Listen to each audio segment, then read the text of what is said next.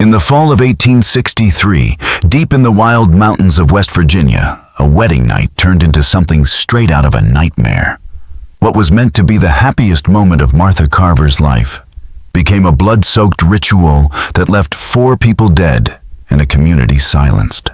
Local authorities scrambled to hide the truth, and for over 150 years, the real story has been locked away in sealed files, half-whispered family tales, and records too dangerous to ever see the light of day.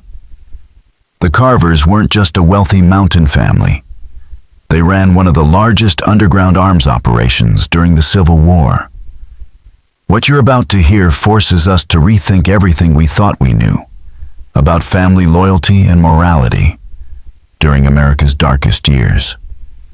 The Carver wedding tradition wasn't simply unsettling, it was lethal, and evidence suggests their rituals were not unique to West Virginia, but echoed across other states throughout the 1860s.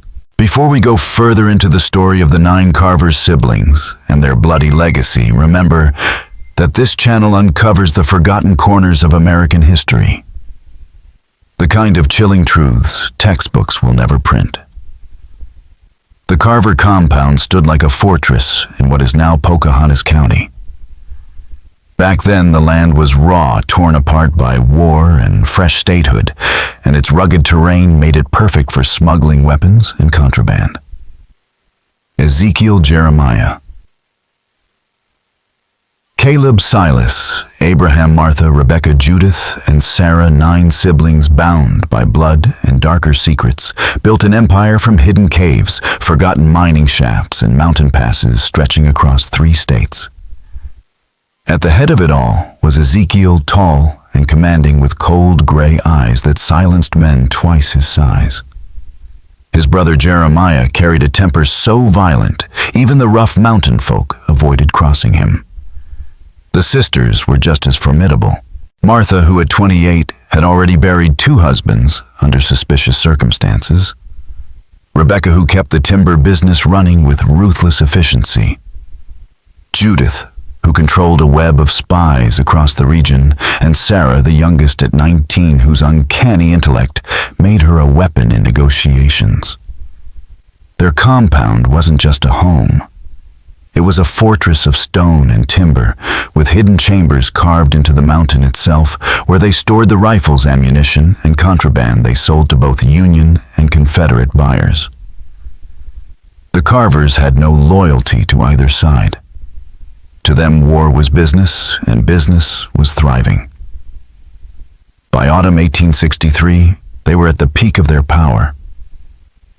The war's demand for weapons fed their wealth, and their location made them indispensable to desperate armies on both sides.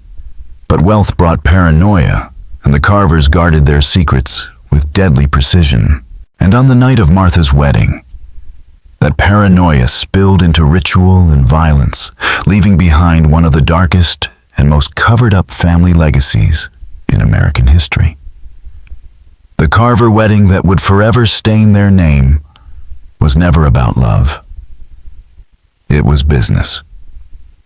Martha Carver was set to marry Colonel Bradford Sinclair, a Confederate officer whose regiment controlled supply routes through the Shenandoah Valley.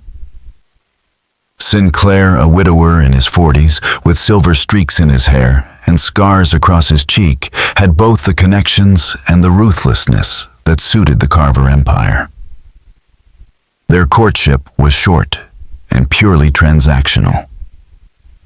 Sinclair needed steady access to weapons, and the Carvers needed his protection and insider knowledge of Union movements.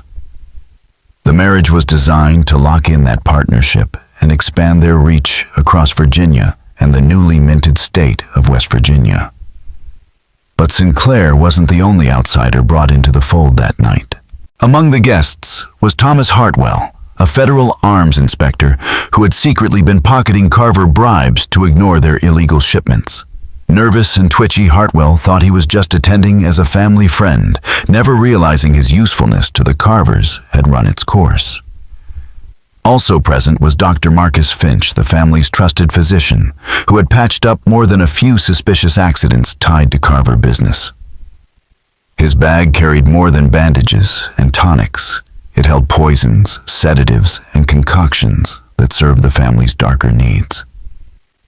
On September 23, 1863, about 30 guests gathered in the great stone hall of the Carver compound. Reverend Nathan Prescott, a preacher with a reputation for bending scripture to suit the moment, performed the ceremony. Martha wore her grandmother's preserved silk gown, while Sinclair stood tall in his dress uniform, his medals gleaming under the flicker of oil lamps. To most it looked like a fine mountain wedding of wealthy families, but appearances were a mask. As the night wore on, and most guests departed, the Carvers revealed the real purpose of the gathering. For over a decade, the 9 siblings had practiced a secret ritual they called the Sacred Covenant, performed at births, deaths, and above all, marriages. It was their way of binding blood and power, locking loyalty through something that felt older than memory. That night, Sinclair Hartwell Finch and a few trusted associates were led down into the family's private chamber, carved beneath the house. By candlelight, the stone walls revealed strange carvings, a blend of Celtic knots, Germanic runes, and native symbols that spoke of the mountain's layered past. At a heavy wooden table etched with symbols of its own, each participant was handed a silver cup filled with what the Carvers called mountain wine. Prepared by Dr. Finch from a recipe guarded for generations, the mixture contained laudanum, hallucinogenic mushrooms, and herbs meant to break down defenses and blur the edges of reality. At first it felt like a rustic tradition, something quaint for outsiders to chuckle at. But as the mixture took hold, the truth surfaced. Euphoria gave way to visions. Time slowed, voices deepened, and the will to resist faded. In that altered state, Ezekiel Carver recited vows of secrecy and loyalty, his words blending English with fragments of a dialect that may have been half invented. What mattered wasn't authenticity, but control. Under the drug's power, the Carvers could pull out confessions, test allegiances, and demand submission. The sacred covenant was not about bonding, it was about domination. What followed in that underground chamber would scar every survivor, and by dawn the Carver name was bound forever to blood and betrayal. Ezekiel Carver opened the ritual with a demand that each person confess their darkest secrets. Under the heavy grip of the mountain wine, lying was impossible. One by one, the truth spilled out. Thomas Hartwell, the jittery federal inspector, admitted he had been feeding Union intelligence details of the Carvers' smuggling routes in exchange for protection. Colonel Bradford Sinclair, Martha's new husband, revealed that his marriage was a ruse. His regiment had orders to investigate and arrest the Carvers as collaborators, and he had agreed to play the role of devoted groom only to gather evidence. Even Dr. Finch, their trusted physician, confessed that he had kept a secret journal documenting the family's crimes, a ledger of leverage he planned to use if the noose ever tightened around him. But the revelations didn't stop with the outsiders.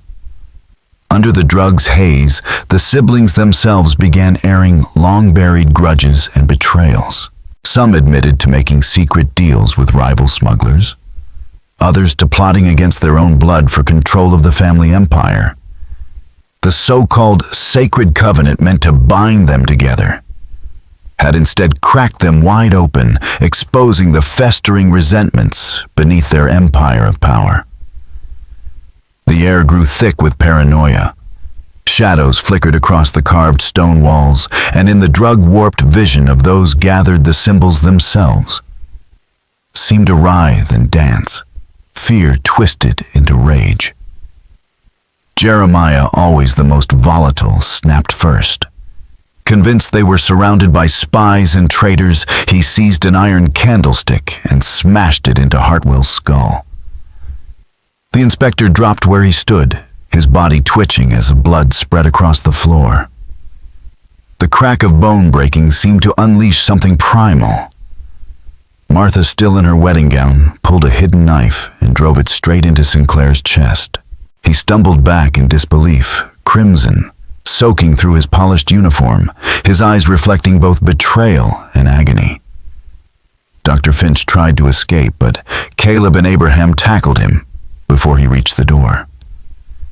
In their frenzy, Caleb strangled him, while Abraham bludgeoned him with a brass oil lamp until he went still. Sinclair, gasping his last breaths, managed to draw his sword and slash Judith across the arm. Her scream echoed like a battle cry, rallying the siblings to swarm him. They tore into the wounded officer with a savage fury, dragging him down as if they were wolves tearing apart a stag.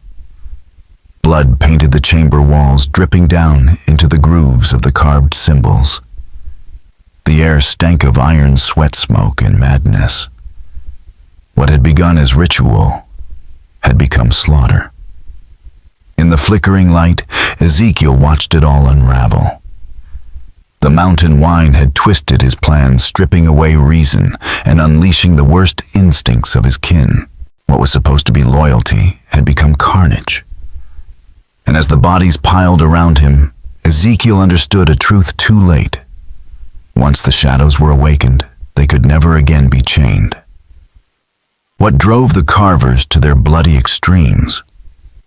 Was it just the poison-laced mountain wine, or had the violence always been simmering beneath the surface, waiting for the right night to erupt? That's for you to decide. Drop your theories in the comments. And if this tale of hidden American history has you hooked, make sure to hit that like button. By dawn, the aftermath of the massacre was impossible to ignore. 4 corpses lay sprawled across the ritual chamber floor, their blood congealed into black pools that mirrored the flickering candlelight. For all their experience with smuggling and deception, even the Carvers knew that covering up multiple murders in wartime was a nightmare of its own. Ezekiel, shaking off his own haze, took command with the ruthless focus that had always defined him. First came the bodies. They couldn't risk discovery, not with 2 of the dead being high-profile men whose disappearance would trigger questions. The family turned to the mountains they knew better than anyone. Hidden caves, collapsed mine shafts, and abandoned tunnels offered perfect graves. With Dr. Finch's medical bag ironically aiding their efforts, they used chemicals to speed decomposition quicklime from their quarry, to erase organic remains in the unforgiving darkness of the earth to swallow the truth. Colonel Sinclair was the hardest to explain away. A Confederate officer didn't just vanish without consequence. Ezekiel spun a story that Sinclair had deserted, fleeing with his new bride toward Mexico, a fate not uncommon as the Confederacy crumbled. Martha, astonishingly calm, for a woman who had plunged a knife into her husband's chest, played her part flawlessly. With practiced grief, she told neighbors and allies that Sinclair had left in the night, promising to send for her once he was safe abroad. Her performance was so convincing that even within the family, doubt crept in. Had Sinclair truly died beneath their blades? Or had he escaped into the fog of war? For 3 days, the Carvers worked tirelessly to erase every trace. The chamber was scoured, scrubbed, and repainted. The ritual table was smashed and burned, its ashes scattered. Carved symbols on the walls were hammered away, replaced with harmless designs. Even the silver goblets were melted and reforged, their cursed history buried in new shapes. Yet, no matter how thorough the physical cleanup, the greater challenge was the people who had survived. Each sibling, each associate carried fractured memories and gnawing paranoia. The mountain wine had left gaps, moments, missing events blurred, and those lapses made their stories both easier to disguise and harder to keep straight. Some details faded. Others twisted in memory, and inconsistencies bred suspicion. In the following months, the Carver Empire began to unravel from within. Fear of exposure and the weight of blood guilt poisoned the bonds between siblings. Trust, never abundant, and that family evaporated completely.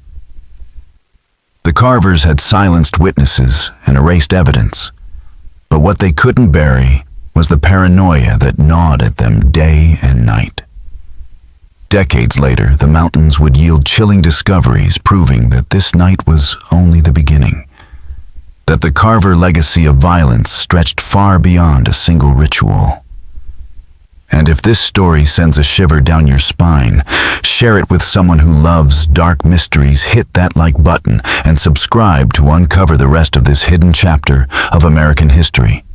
Because what comes next makes the Wedding Night Massacre look like only the first crack in a much darker tale. Jeremiah Carver, the brother who had delivered the first savage strike against Thomas Hartwell, was the one most consumed by the aftermath of the massacre. His mind never returned to stability. At night he was tormented by nightmares so vivid that he often woke screaming, convinced he still felt Hartwell's skull giving way beneath his hands. By day, he drifted in and out of hallucinations. He would stare at his blood-stained palms for hours, lost in a trance, or erupt suddenly in bursts of rage, accusing allies and business partners of being spies sent to destroy the family. His volatility made him as much a danger inside the compound as outside. Martha Carver's unraveling took a different form. Haunted by the image of plunging her blade into Colonel Sinclair's chest, she became convinced that her dead husband's ghost stalked the halls of their home. Her grief warped into obsession. She burned his personal belongings, scattered food offerings at night in shadowed corners, and whispered prayers to keep his spirit appeased. Her rituals, secretive at first, grew harder to hide as her fixation deepened.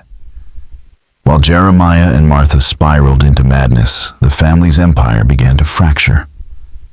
Their paranoia poisoned every deal. Profitable contracts were rejected on suspicion of betrayal. Long-standing allies were accused of treachery and cut off without warning. Informants who once kept federal authorities at bay drifted away, unwilling to risk working with such unstable partners. By spring of 1864, the Carvers' financial strength was collapsing. The war that had once fueled their fortune was grinding toward its bloody end. Armies on both sides were either nearing victory or ruin, and demand for black market weapons was drying up. Stockpiles of unsold rifles and ammunition sat unused, while their timber business withered as contracts vanished and construction stalled. But the true threat came not from dwindling profits, but from a man determined to expose them. The disappearance of Thomas Hartwell had not gone unnoticed. Federal intelligence had begun to untangle his financial records, revealing unexplained deposits and expenditures that pointed directly to bribery. Those numbers told a story Hartwell could no longer deny, and they led to the very doorstep of the Carvers. Captain William Sterling took charge of the case. A former Philadelphia detective turned Union intelligence officer, Sterling had built a reputation for dogged persistence and meticulous detail. Unlike local lawmen, he could not be bribed, frightened, or quietly removed. When he arrived in Pocahontas County in June of 1864, his presence shook the Carvers to their core. He came armed with federal authority to question neighbors, scrutinize accounts, and search any property he suspected of hiding contraband. In him, the Carvers faced something they had never encountered before, an enemy who operated outside their reach. Ezekiel Carver, realizing the danger, met with Sterling twice in those early days. To the outside world, they were simple conversations between a respected businessman and a federal officer. But behind closed doors, every word Ezekiel spoke was carefully measured, a desperate attempt to gauge how much Sterling already knew and how close he was to unearthing the truth that had been buried beneath the Carver compound. Ezekiel Carver wore the mask of a respectable merchant when Captain William Sterling pressed him about Thomas Hartwell's disappearance. He spoke calmly of surplus military purchases, feigned concern about the inspector's nervous demeanor, and pretended ignorance of anything untoward. But Sterling was a veteran investigator. He heard the cracks in their story, noted the way the siblings contradicted each other, and saw the paranoia that clung to the Carvers like a shadow. His suspicions deepened when he discovered that Hartwell wasn't the only federal man. Warned off the Carvers, others had been quietly threatened into silence. The case took a sharper edge when Sterling dug into Colonel Sinclair's so-called desertion. The timing was too perfect. Hartwell vanished the same night Sinclair was last seen alive at the Carver compound. Martha's trembling answers and contradictory statements only convinced Sterling that the family's web of lies was starting to unravel. By midsummer 1864, he had built a strong case smuggling weapons, bribing officials, aiding Confederate forces. Even without hard proof of murder, the treason charges alone were enough to bring death sentences in wartime. Sterling began drafting the arrest warrants that would end the Carvers' empire. The family sensed the noose tightening. What had begun as whispers of investigation had become a full federal dragnet.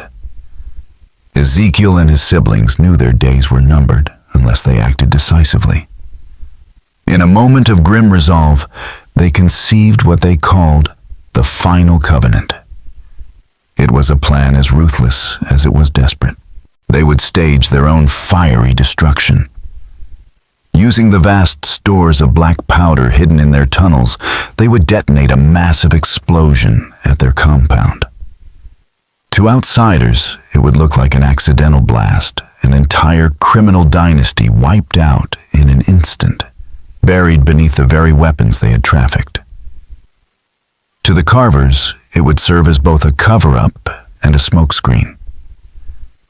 While federal investigators combed through ruins and charred remains, the siblings would slip across the border, vanish into Confederate networks, and eventually escape into Mexico, where sympathetic exiles had already established refuge. Throughout that summer, they quietly funneled money, gold, and precious goods into hidden caches. They scouted escape routes and prepared forged identities.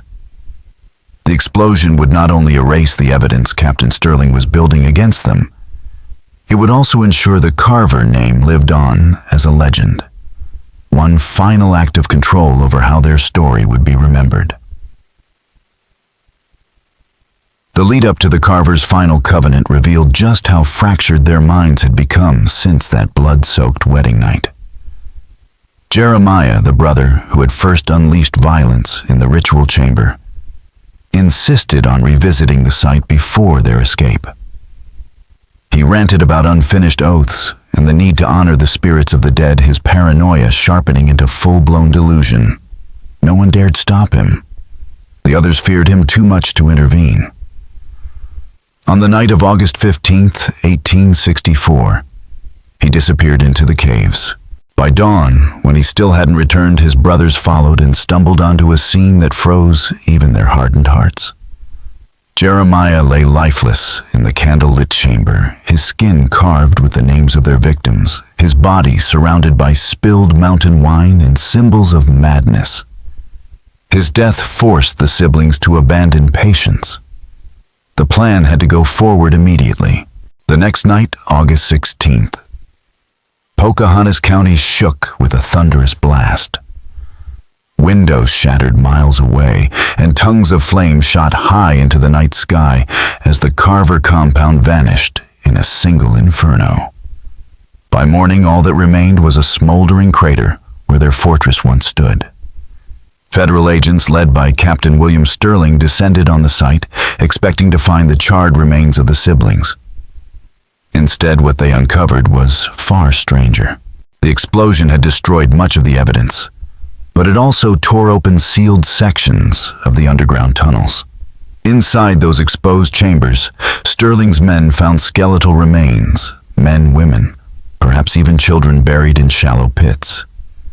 The bones bore violent injuries, fractured skulls, slashed ribs, knife marks that spoke of slaughter rather than accident.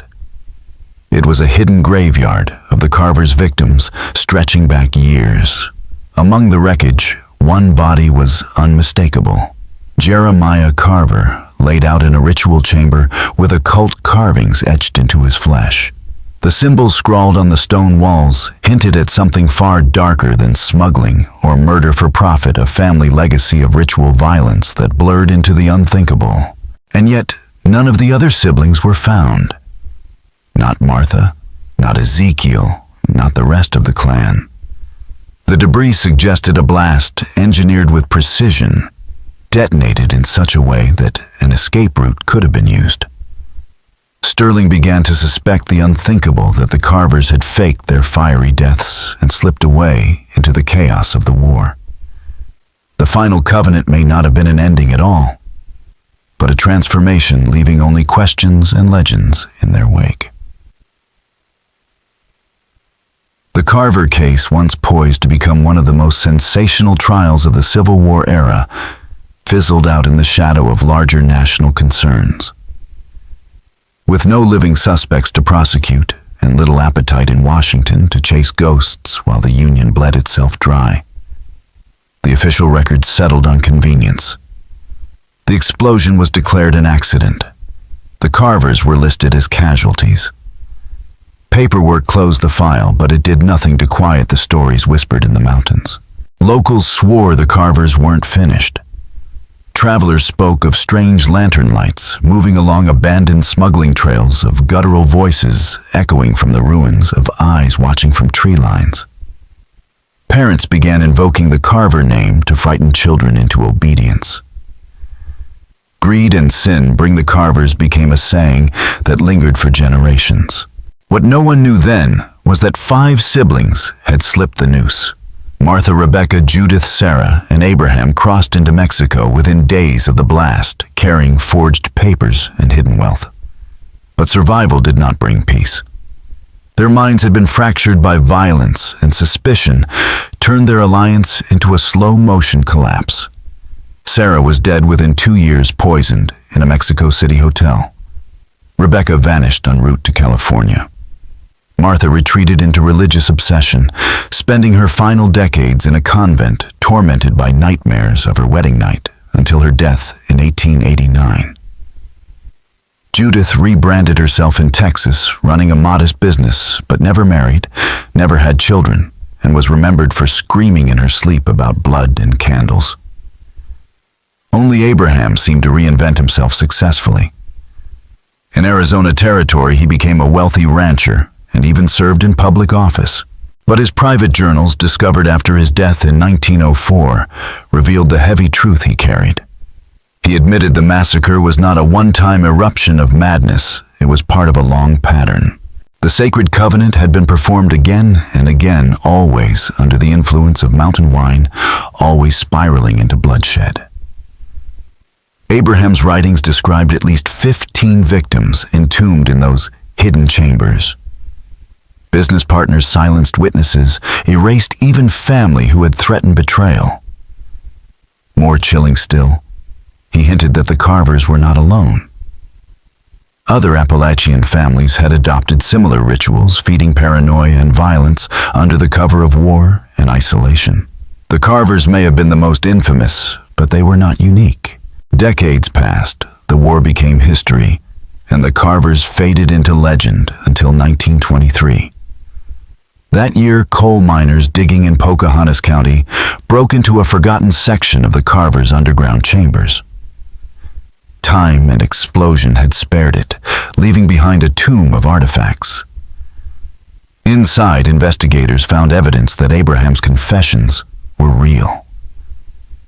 Ritual objects, silver cups, scorched bones, and symbols carved deep into stone confirmed that the covenant was no myth. The Carver story, long dismissed as folklore, was dragged screaming back into the light. If this tale has your pulse racing, share it with someone who craves the darker side of American history. Hit that like button to keep these hidden stories alive, and subscribe so you don't miss the next chapter. Because the discovery in that mine shaft was only the beginning of what the world would learn about the Carver family's legacy of blood. The 1923 discovery in Pocahontas County shocked the nation. Miners had unearthed more than bones, they had uncovered the physical echo of decades of ritual violence. Scattered across the chamber were human remains marked by fractures, knife scores, and blunt force trauma, alongside ritual implements, crude drug equipment, and carved symbols that perfectly matched those once described in Captain Sterling's investigation. The most damning piece was a rusted metal lockbox, sealed tight but intact. Inside were ledgers and records that laid bare the Carver's empire dates, names of victims' transactions, and references to sacred covenant ceremonies that always seemed to end in death. The press leapt on the story. In an age obsessed with crime and corruption, the Carvers were quickly dubbed America's most evil family and the Mountain Devils of West Virginia. Headlines painted them as a Gothic horror come to life, a stain on the nation's conscience, revealed at a time when flappers and speakeasies dominated the cultural spotlight. The juxtaposition of modern America with the savagery of the Carvers fascinated readers. But the real horror was the breadth of their influence. The records proved the Carvers had been far more than smugglers. They trafficked in human lives, orchestrated murders for profit, and bought their way into the pockets of government officials. Letters hinted at something larger, a hidden Appalachian network of families bound by the same drug-laced rituals, using fear and blood oaths to ensure silence. The Carvers had been one piece of a wider system that thrived in the lawless shadow of the Civil War. Investigators traced the faint outlines of this network into Kentucky, Virginia, and Tennessee, where family histories bore troubling patterns: sudden wealth, unexplained deaths, disappearances that were never solved. Too much time had passed for convictions, but the similarities were undeniable. Even more unsettling was the discovery that descendants of some of these families now held positions of power in business and politics. There was no evidence they continued the old practices, but several had quietly opposed the preservation of Civil War records or resisted reopening unsolved cases from that era. 3 decades later, in 1952, the Carver legend resurfaced one last time. Mexican authorities reached out to American investigators after the deathbed confession of an elderly woman named Maria Esperanza. She had once worked as a housekeeper in the convent where Martha Carver spent her final years. According to Maria, the haunted sister unburdened herself in her last months, recounting the massacre on her wedding night in horrifying detail. She confessed that it had not been the first ritual nor the last, and that the blood spilled in the Carver compound was only part of a much larger pattern. Most chilling of all was Martha's explanation of where it began. She claimed the sacred covenant had been introduced to her family by a traveling occultist in the 1850s, a man who promised mastery over life and death. His name, she said, was lost to her memory, but his teachings had spread through isolated mountain communities willing to pay the price. In her final breath, Martha believed her family's curse had not been born with them, but planted like a seed by an outsider who set entire bloodlines on a path of ritual and ruin. According to Martha Carver's deathbed confession, the nightmare did not end with their escape to Mexico. She told her housekeeper Maria Esperanza that the surviving siblings turned on one another as paranoia consumed them. Rebecca was murdered by Judith in a dispute over hidden gold. Sarah was poisoned by Abraham after threatening to return to America and confess. The family's legacy of betrayal, seeded in blood and fear, ensured they destroyed each other even outside the reach of justice.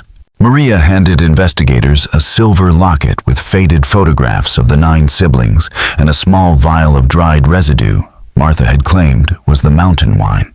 Chemical analysis confirmed what survivors had always described: opium hallucinogens and a cocktail of herbs powerful enough to warp minds and bend wills. The mixture was no folk medicine. It was a weapon designed to turn ritual into chaos. Today, the site of the Carver compound is marked only by a modest historical plaque, It mentions a tragic explosion during the Civil War, but says nothing of mass murder or ritual sacrifice. Requests by historians to amend the record have been repeatedly denied by state officials. The justification is always the same. The evidence is circumstantial. The event's too disturbing for public memorial. But some suspect the silence is intentional. In the 1970s, Dr. Elena Pemberton, a criminologist at West Virginia University, began pulling at the threads left behind. Her research suggested that the Carvers were not an isolated case, but found part of a regional web of corruption, violence, and ritualized crime whose influence touched powerful families across Appalachia. She identified 12 ritual sites in 4 states, each showing the same grisly pattern: hidden chambers, carved symbols, drug equipment bones marked by violence, and signs of careful concealment. Many of these sites were located beneath estates belonging to families that had risen to wealth and political prominence during the Civil War era. Her theory was explosive, that the sacred covenant was not a singular invention, but a network of drug-fueled ceremonies used to bind loyalty, eliminate rivals, and shield illicit operations under the cover of chaos. Her data suggested that connections among these families through business deals, marriages, and political alliances extended well into the 20th century. The coincidences were too many, the patterns too precise, but Pemberton's work never reached full publication. After a series of anonymous threats and the sudden withdrawal of her funding, she abandoned her research. When she died in 1995, her unfinished manuscript was quietly deposited in the university archives. The pages paint a chilling portrait of deliberate cover-ups, destroyed records, and a regional history sanitized to protect the descendants of families who may still hold sway in politics and business. If true, it means the Carvers were not just a dark chapter in American history, but one piece of a much larger, hidden legacy of ritual violence and corruption, one that some people may still have reason to keep buried. By the closing decades of the 19th century, the influence of the Carver family's methods seemed to echo far beyond the mountains of West Virginia. In the booming territories of the American West, law enforcement officials began encountering familiar patterns. Ritualistic violence, criminal syndicates held together not just by blood and money, but by fear and ceremony. The similarities to the Carver story were too close to dismiss as coincidence. Detective William Hayes of the Territorial Police in New Mexico became one of the first to put it in writing. Between 1887 and 1894, he filed detailed reports on at least half a dozen criminal groups in Colorado, New Mexico, and Arizona that conducted what he termed covenant ceremonies. These rituals, designed to bind members in loyalty and silence, bore striking resemblance to the Carvers' sacred covenant. The recipe for the drug mixtures was nearly identical: opium tinctures mixed with hallucinogenic herbs, and the victims bore the same marks of ritualized violence. Hayes's most notorious case centered on the Brennan family of Colorado. Publicly, they were respected mine owners. Privately, they controlled their operations through bribery, intimidation, and systematic murder. In confidential testimony, Hayes recorded that the Brennans had learned their methods from a wandering figure who claimed ties to mountain families of the Civil War era, an echo of the occultist Martha Carver described in her deathbed confession. But Hayes never finished his work. In 1895, he was found dead in a Santa Fe hotel room, a lethal dose of laudanum in his system. Officials labeled it a suicide, citing stress and financial troubles. Colleagues swore he had been optimistic about his ongoing cases and had spoken of new breakthroughs days before his death. His files were seized by territorial authorities and locked away. When New Mexico entered statehood in 1912, many of those reports vanished in a clerical reorganization. Historians have long suspected deliberate destruction protecting families who had by then risen into politics, business, and social prominence. And so the same questions that haunted Captain Sterling in 1864 continued into the next century. Were the Carvers a singular aberration, a family consumed by greed, paranoia, and ritual madness? Or were they merely one visible piece of a larger, hidden network? Evidence uncovered over the years points to the latter. The Civil War created a vacuum where law collapsed, drugs circulated freely, and communities were isolated enough for secret rituals to thrive. Families like the Carvers seized that chaos, carving out empires in blood, deception, and superstition. What remains most unsettling is how many records have been erased. How many connections cut off before they could be proven? Did those networks evolve into the organized crime syndicates of the 20th century? Did their descendants continue to wield influence while burying the sins of their ancestors? The truth may still lie hidden in forgotten archives and unmarked graves. What makes the Carvers' story linger like a ghost through American history is not just the blood they spilled, but the suggestion that their methods outlived them. The marriage of ritual and crime, the elimination of witnesses, the systematic corruption of officials, all point to a level of organization that feels startlingly modern. If their techniques were taught, copied, and preserved, then entire fortunes, dynasties, and institutions born out of the Civil War might carry roots sunk deep in ritual violence and corruption. The fact that so much evidence has been buried, destroyed, or denied suggests that someone, perhaps descendants of those families, still considers these secrets worth killing for. One of the most chilling pieces of testimony surfaced not in a courtroom, but in a mission journal. In 1889, 25 years after the Carver compound went up in flames, a dying man staggered into a Catholic mission in El Paso, Texas. He gave his name as Thomas Hartwell, Jr., the son of the murdered federal inspector. Father Miguel Rodriguez, the mission priest, recorded the confession that followed. Hartwell, Jr. revealed that he had spent his life tracking the surviving Carvers, uncovering the truth his father had died for. What he found destroyed any illusion that the family's reign had ended in 1864. Abraham Carver, the supposed reformed brother who became a respected rancher and politician, had in fact carried the family's traditions into the Arizona territory. According to Hartwell, Abraham built a new empire, using the very methods the Carvers perfected during the war.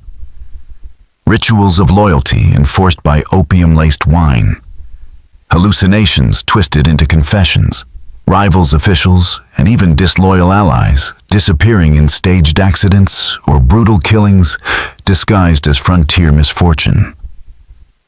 Hartwell's testimony detailed at least 8 such murders between 1867 and 1885, and he claimed Abraham had gone further still, teaching the ritual to other criminal families, spreading the covenant like a contagion across the frontier. Father Rodriguez wrote that Hartwell seemed at peace once his confession was complete. He carried a satchel filled with documents, photographs, and even dried remnants of the Carvers' drug mixture, tangible proof of his lifelong hunt.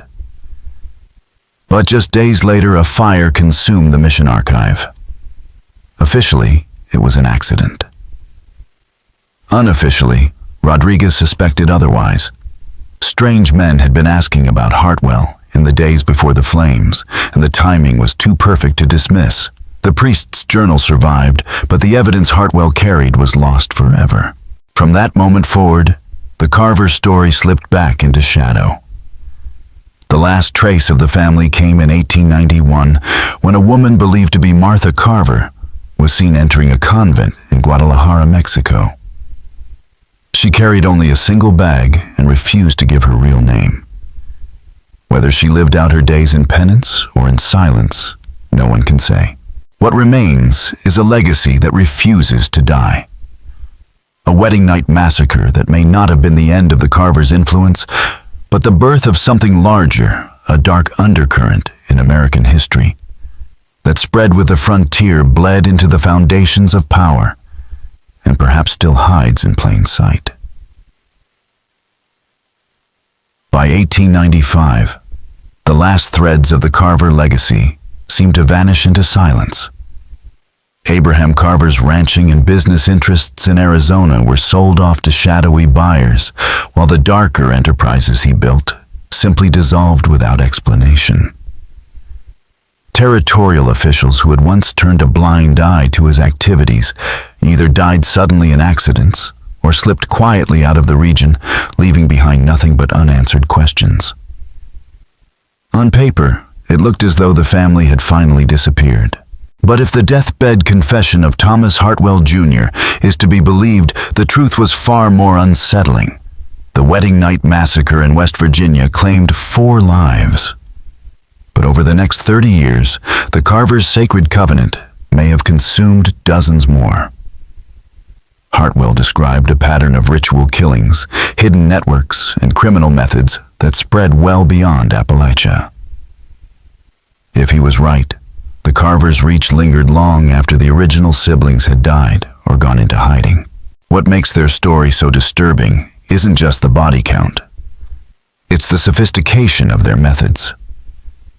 They were experimenting with techniques that would later become hallmarks of organized crime, drugs to control behavior, ritual violence to secure loyalty, corruption to shield operations from the law. Decades before the mafia rose to power, the Carvers had already written a darker manual for domination. Though the underground chambers beneath their West Virginia compound were sealed in 1923, the ideas born there did not die. The sacred covenant, equal parts psychological manipulation and cold-blooded murder, proved to be an effective tool for silencing rivals and binding followers. Variations of it carried westward by migrants and criminals alike may have shaped criminal organizations across the frontier. Folklore kept the memory alive, where records did not. In parts of West Virginia, Arizona, and Texas, children still whisper songs and rhymes about the Carver curse and the wedding night that never ends. Most no longer know the history, but echoes of the terror linger in oral tradition. The physical evidence has been destroyed, scattered, or deliberately erased. The names are fading from official records. Yet the legend of the Carvers endures a reminder that some of America's darkest stories are not taught in classrooms, but survive in shadows, in whispered warnings, and perhaps in the very structures of power still around us today. The Carver legacy did not end in the fire that destroyed their compound. It lingered in the shadows, in the techniques they perfected, and in the networks they built. The wedding night massacre of 1863 was both the apex of their violence and the genesis of something larger. From that night forward, the philosophy of the sacred covenant spread like a stain across the decades, shaping criminal enterprises and leaving behind patterns of brutality and corruption that outlived the siblings themselves. By the close of the 19th century, the Carver name had slipped into obscurity, tucked away as a forgotten footnote in the vast and bloody chronicle of the Civil War. Yet for those who dared to sift through whispers, hidden archives, and suspicious disappearances, the fingerprints of that family could still be found in the American West and Southwest, in drug-laced ceremonies, in sudden accidents that silenced inconvenient men, and in networks of loyalty enforced not by law but by fear. The sacred covenant may have died with the Carvers, but its lessons endured. Their use of ritual to control minds, their calculated elimination of threats, and their manipulation of officials created a blueprint that echoed in the rise of American organized crime. Respectability was their masked secrecy, their weapon, and corruption their shield. And in that combination, we see how easily evil can thrive when protected by wealth and power. The Carver story is not just about a single family. It is about the chapters of American history that remain deliberately unwritten, the truths buried under institutional silence and cultural forgetting. It forces us to ask how many of the foundations of our political and economic order rest on ground soaked in blood. So what do you think? Could families like the Carvers have operated so successfully in 19th century America, hidden in plain sight while shaping the world around them? Share your thoughts in the comments below. And if this tale of historical horror gripped you, don't forget to subscribe, hit the notification bell, and share it with someone who appreciates the darker truths of our past. Because while the dead no longer speak, their stories have a way of clawing back to the surface. Thank you all very much for watching my video until the end. I sincerely appreciate it, and I look forward to seeing you in the next video.